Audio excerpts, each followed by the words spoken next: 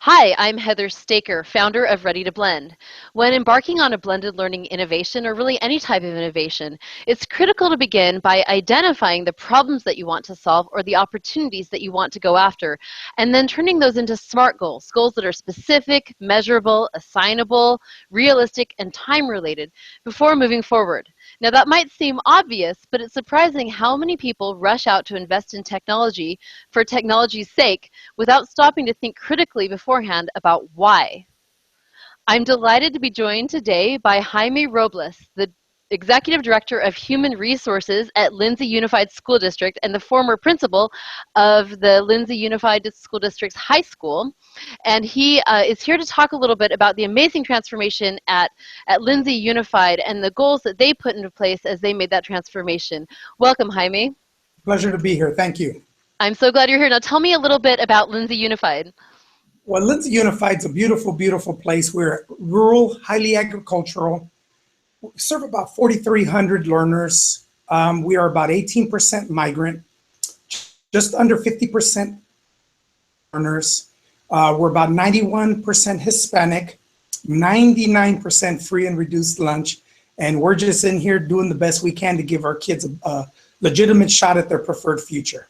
Well, they are lucky to have someone like you helping them right there in the central part of California. So tell me a little bit about the problems that you wanted to solve as you embarked on your initiative with personalized learning at Lindsay Unified. Yeah, so historically we were a low-performing, quite frankly, an underachieving district, and we were sending our kids out into the real world not adequately prepared. And to be quite frank, we were failing our kids, and we knew we had to do something about it, obligated morally. And we set out to fix that, to solve that issue.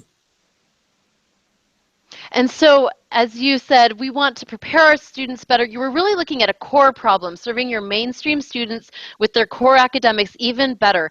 How did you turn that into a SMART goal? Well, so we used two metrics primarily for this portion of our mission. And one was the graduation rate. We wanted to ensure that kids were graduating at a rate that was going to really prepare them for their future. The other was the A through G eligibility metric, and that is a metric used in California to determine which graduating seniors are actually academically prepared to enroll in a four-year university.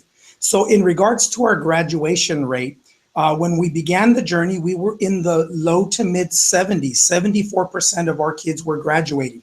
And what we hope to do over a four-year span was increase that by 10 percentage points.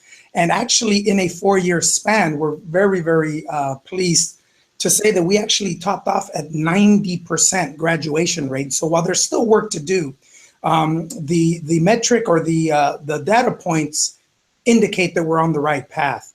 The second SMART goal involved the number of our graduating seniors that were academically eligible to enroll in a four-year university.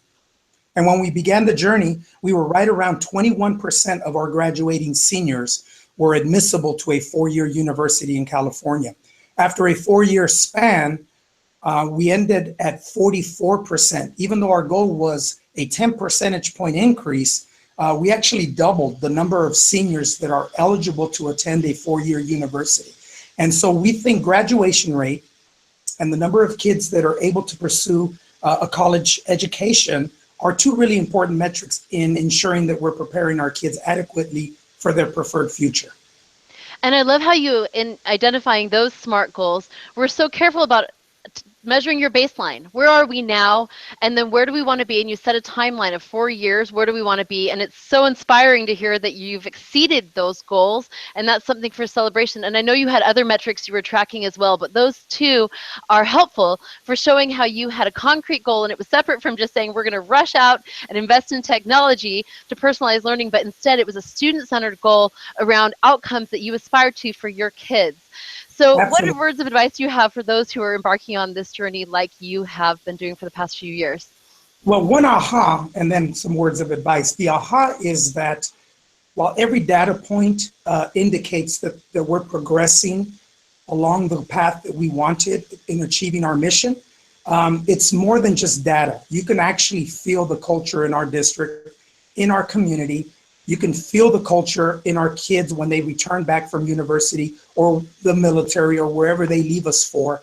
And so it's not something that you can only measure in data. It's something that you can truly feel. And so my words of advice would be that if you are in a position where you aspire to help all kids, not particular subgroups, but every kid, learning is that opportunity. It is that way of ensuring that we truly and adequately prepare our kids for their preferred future, not the one that we've selected for them, the one they aspire to.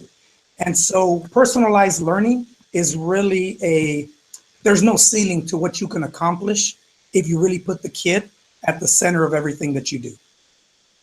Ladies and gentlemen, that is Jaime Robles, a truly inspiring leader from Lindsay Unified School District, telling us about how to think about the problems that you want to solve, the SMART goals that you're going after, and then showing us an example that it's truly possible to accomplish them. Thank you, Jaime.